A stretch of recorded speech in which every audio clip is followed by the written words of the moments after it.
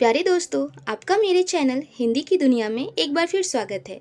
दोस्तों, हम लोग हिंदी साहित्य की क्लास में हिंदी साहित्य की परंपरा को पढ़ चुके थे और अभी हम लोग हिंदी में काल विभाजन एवं नामकरण को पढ़ रहे थे।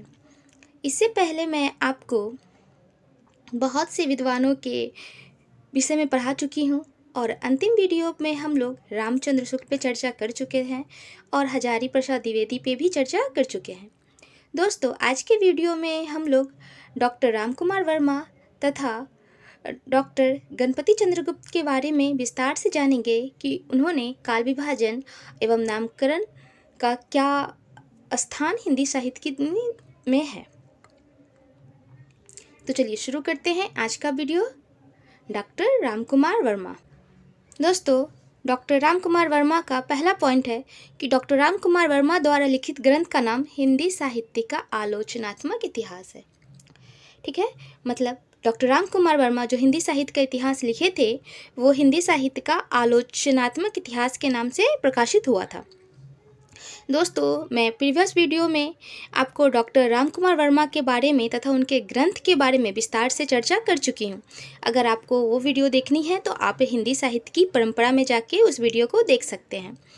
दूसरा पॉइंट है दोस्तों, संधि काल की शुरुआती 1750 विक्रम संवत से मानते हैं।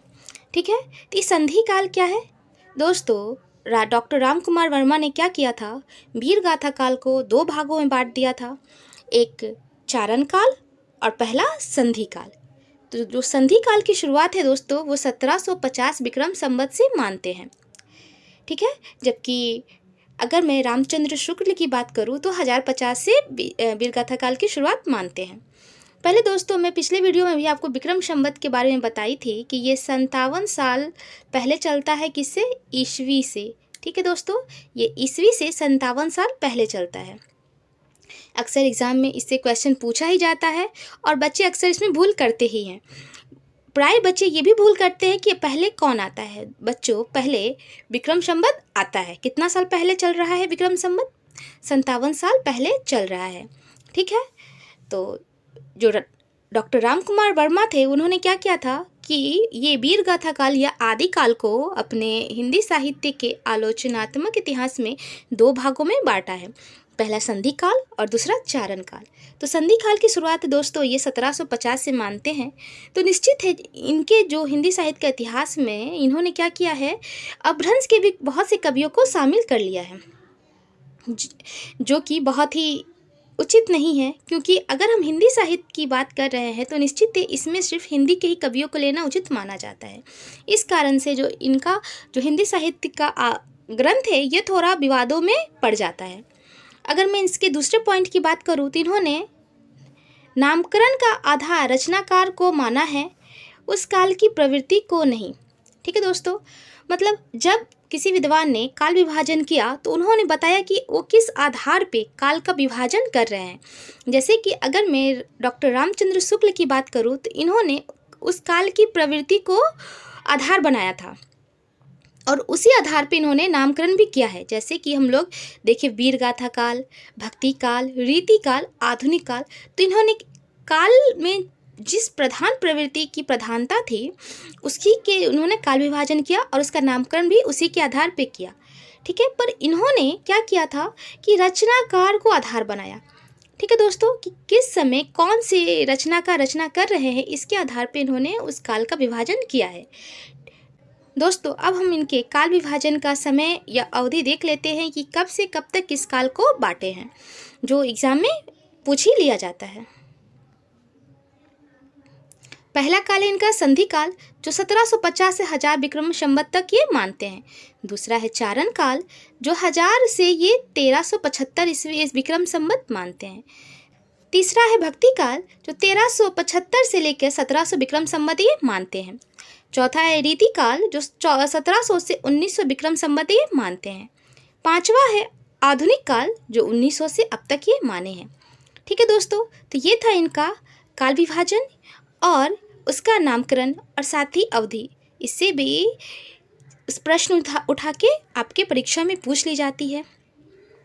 दोस्तों, मैं आपको पहले भी बता चुकी हूँ कि मैं वीडियो बनाने के लिए बहुत ज़्यादा मेहनत कर रही हूँ, जिससे कि मैं आपको ज़्यादा से ज़्यादा हर एक चीज़ के बारे में जानकारी दे सकूँ, ताकि आप चीज़ों को बहुत ही ज़्यादा गहराई से समझें और बिल्कुल भी हिंदी साहित्य के इतिहास से डरे नहीं। मैं आपको जैसे पढ़ा रही हूँ, आप वैसे करके धीरे-धीरे करके अपने नोट्स बनाएँ और फिर इसको पढ़ें। आप निश्चित ही अपने एग्ज़ाम को निकाल पाएँगे और अच्छे नंबरों से निकाल पाएँगे। दोस्तों, अब मैं इनका मूल्यांकन भी कर लेती हूँ। मूल्यांकन में दोस्तों पहला पॉइंट है, वीरगाथा काल का विभाजन ये 2 काल संधि काल और चारण काल में करना। ठीक है, जो इनका जो सबसे बड़ा विवाद स्थान यही था कि इन्होंने वीरगाथा काल की शुरुआत कब से मान ली? अपभ्रंश काल से ही ये वीरगाथा काल की शुरुआत मानते हैं, जो यथाकथ सही बिल्कुल भी नहीं है, क्योंकि जो हिंदी की शुरुआत थी दोस्तों, वो आपको 1000 ईस्वी के बाद से ही हुई थी। ये एकदम नहीं हुआ था, क्योंकि जो समय है, जो किसी भी साहित्य का, वो धीरे-धीरे परिवर्तन होता है, ना ही किसी एक साल में। ठीक है दोस्तों, तो अगर हम इस बात पे चर्चा करें, तो जो हिंदी साहित्य का इतिहास का जो वीरगाथा का जो शुरू हुआ था दोस्तों, वो 1000 ईस्वी से लेके 1100 ईस्वी तक ये शुरुआती दौर इसका माना जाता है। पर अगर हम 1750 ईस्वी की बात करें या 1750 विक्रम संवत की हम बात करें, तो वो अपभ्रंश काल पूर्ण रूप से उस समय हिंदी के का तो मुझे नहीं लगता कोई स्थान भी था, क्योंकि उस समय तो अपभ्रंश ही अपने चरम पे था। तो जब अपभ्रंश का ह्रास होता और फिर हिंदी की शुरुआत होती, तो उस काल को संधि काल इन्होंने कहा है। पर ये समय का जो है वो थोड़ा सटीक नहीं है, क्योंकि वो समय हमें 1750 नहीं लगता। दोस्तों, दूसरा पॉइंट है, हिंदी साहित्य का आरंभ संवत 1050 न मानना। मैंने अभी आपको बताया ना कि इन्होंने क्या किया था कि जो हिंदी साहित्य का जो समय था उसको कहाँ से मानते हैं? 750 विक्रम संवत से मानते हैं, जो कि उस समय कौन सा काल चल रहा था? पूर्ण रूप से अपभ्रंश काल ही चल रहा था। उस समय हिंदी का कहीं कोई स्थान नहीं था। ठीक है दोस्तों, तो इन्हीं सब कारणों से जो इनका ग्रंथ था, हिंदी साहित्य का आलोचनात्मक ग्रंथ, थोड़ा सा अप्रामाणिक बन जाता है। दोस्तों, 7वें नंबर पे हम डॉक्टर गणपति चंद्र गुप्त को पढ़ेंगे। इनके द्वारा जो ग्रंथ लिखा गया था उसका नाम है हिंदी साहित्य का वैज्ञानिक इतिहास। ठीक है दोस्तों, डॉक्टर गणपति चंद्र गुप्त का जो ग्रंथ था उसका नाम क्या है? हिंदी साहित्य का वैज्ञानिक इतिहास। ठीक है, और दूसरा पॉइंट है, इन्होंने हिंदी साहित्य का प्रारंभ 1084 ईस्वी से माना है। ठीक है दोस्तों, इन्होंने कब से माना है? 1184 ईस्वी से हिंदी साहित्य का आरंभ ही मानते हैं। जहाँ पे अभी हम लोग पीछे पढ़े कि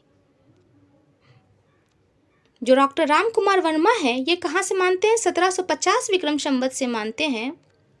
वहीं पे अगर मैं डॉक्टर गणपति चंद्रगुप्त की बात करूं, तो ये 1184 ईस्वी मानते हैं।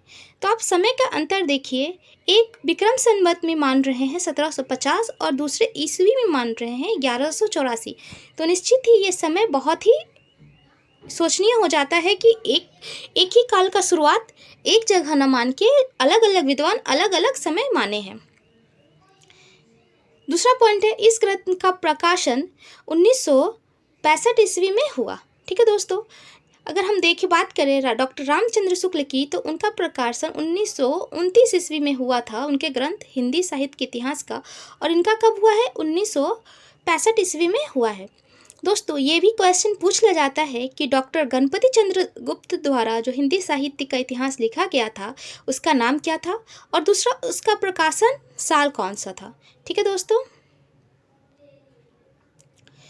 अगर मैं डॉक्टर चंद्रगुप्त के काल विभाजन में उनके जो काल का नामकरण और अवधि की बात करूं, तो वो कब से कब तक था, हम लोग देख लेते हैं।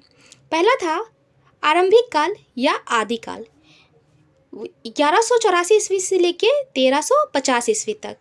दूसरा इन्होंने नाम रखा है पूर्व मध्य काल, ये 1300 ईस्वी से 1600 ईस्वी तक। तीसरा है उत्तर मध्य काल, 1600 से 1857 ईस्वी तक। और चौथा है आधुनिक काल, 1857 से लेके अब तक। ठीक है दोस्तों, अगर इनका हम लोग समय काल देखें, तो ये सिर्फ अगर आदिकाल के प्रारंभ को छोड़ दें तो बाकी सब रामचंद्र शुक्ल से मिलता जुलता ही है। ठीक है दोस्तों इसके बाद भी बहुत से विद्वान हुए जिन्होंने हिंदी साहित्य का काल विभाजन किया और नामकरण दिया है।